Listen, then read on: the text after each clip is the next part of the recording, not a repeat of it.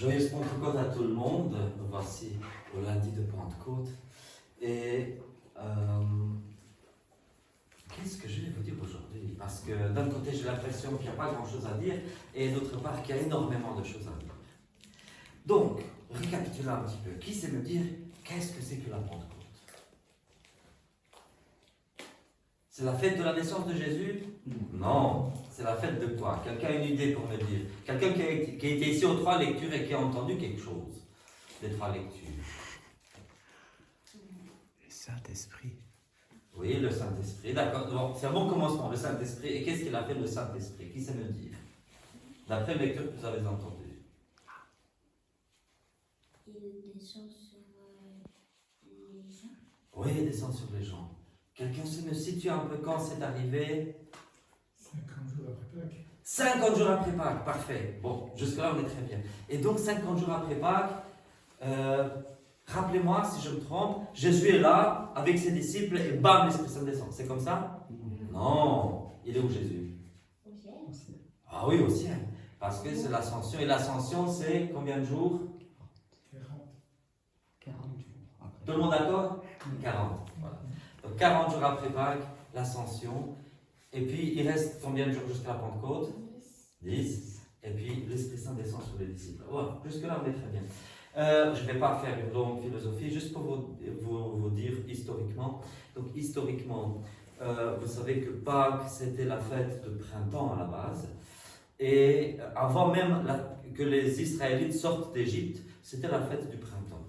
Et le début du Nouvel An. Le Nouvel An, dans toutes les cultures où il y a des saisons, je ne parle pas de l'Amazonie par exemple, dans les tropiques où il n'y a pas de saison, mais dans les régions où il y a des saisons, la Nouvel An, c'était toujours le printemps.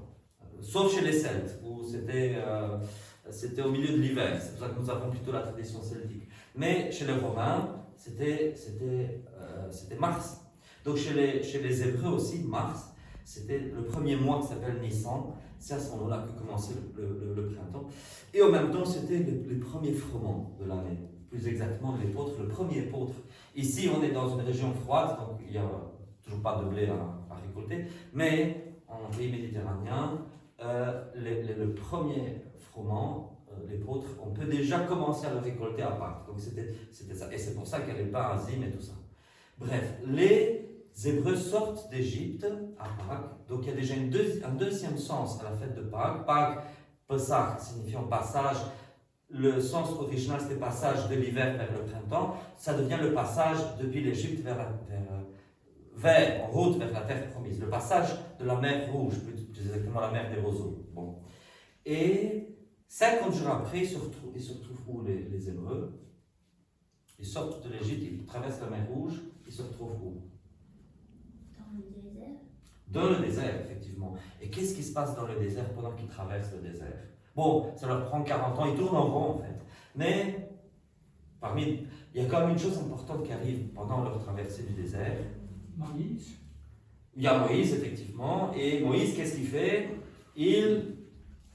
La table de la loi. Oui, exactement, les tables de la loi. Il monte sur la montagne et il reçoit les tables de la loi, il y a la théophanie et tout ça. Et effectivement, c'est pour ça que à la Pentecôte, on commence à fêter. Le premier sens de la Pentecôte, c'était la récolte de l'orge en pays méditerranéen. Mais ça prend un deuxième sens qui est, comme nous dit très bien Damien qui est ici, qui est les tables de la loi, les 10 commandements qui, bam, descendent du ciel.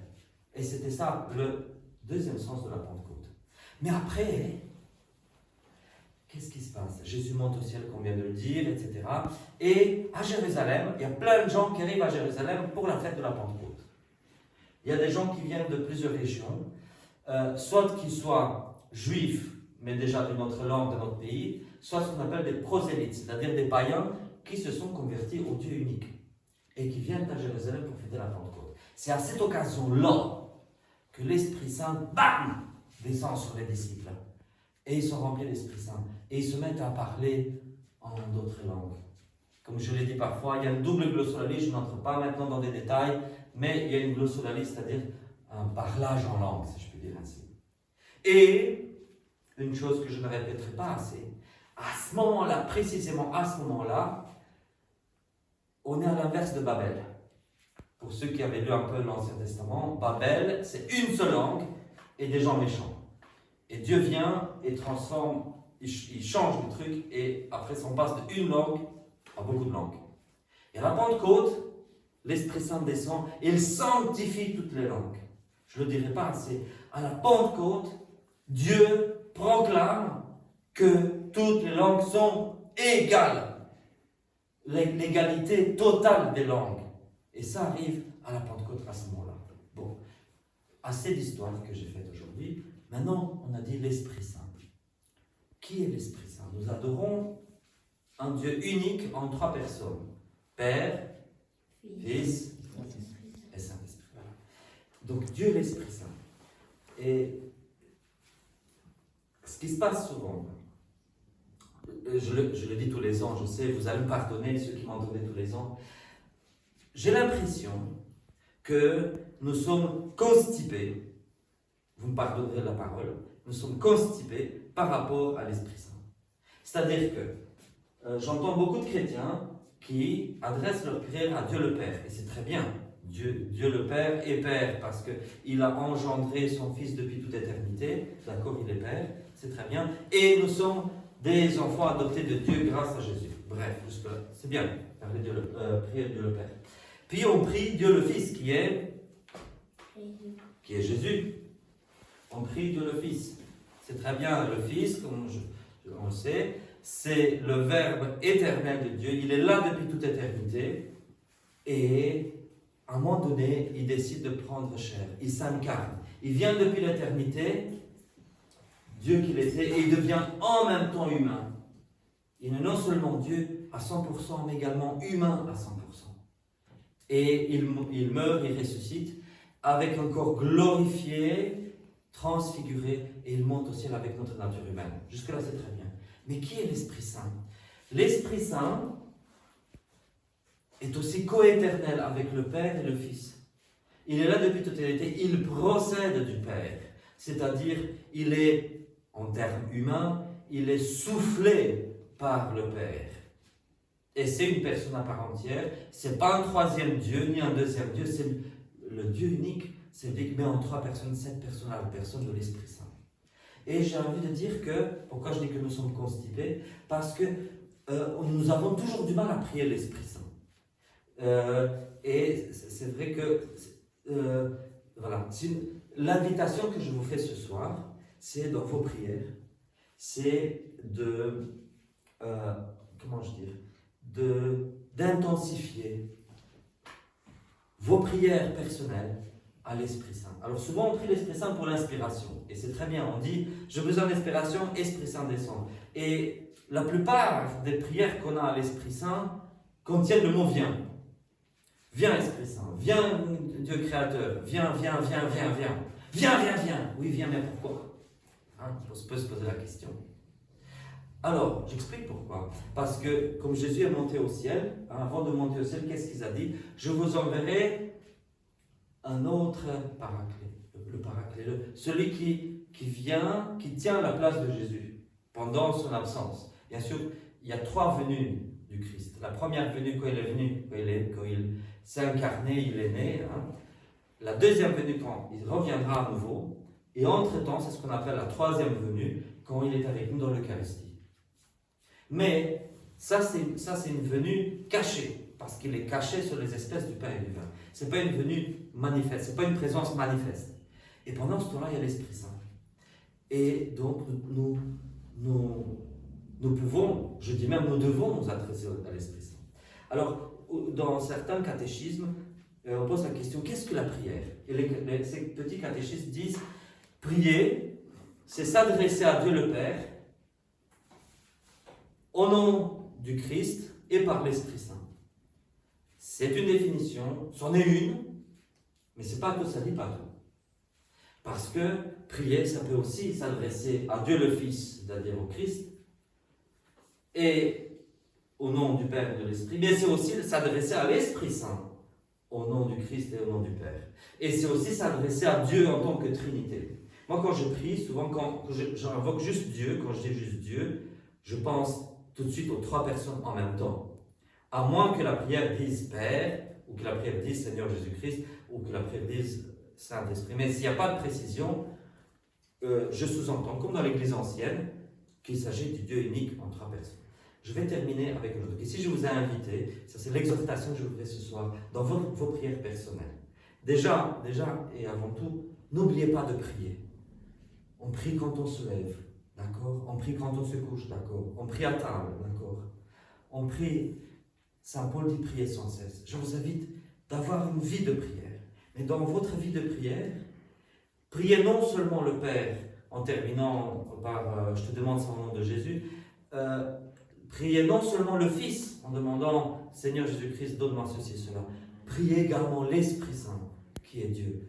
Et pourquoi je le dis? Dans le credo, nous allons réciter le credo tantôt. Faites attention dans le credo quand on dit je crois en l'Esprit Saint, qui est le Seigneur et qui donne la vie, il procède du Père.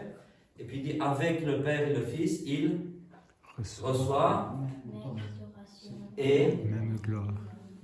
il reçoit même adoration et même gloire. C'est-à-dire qu'on prie l'Esprit Saint de la même façon et on le glorifie de la même façon qu'on le fait pour le Père et pour le Fils. Et ça doit être un impératif. L'Église doit arrêter d'être constipée et elle doit prendre à la lettre ces paroles du concile nicéno-constantinopolitain qui ont été mis par écrit en l'an 381, 381.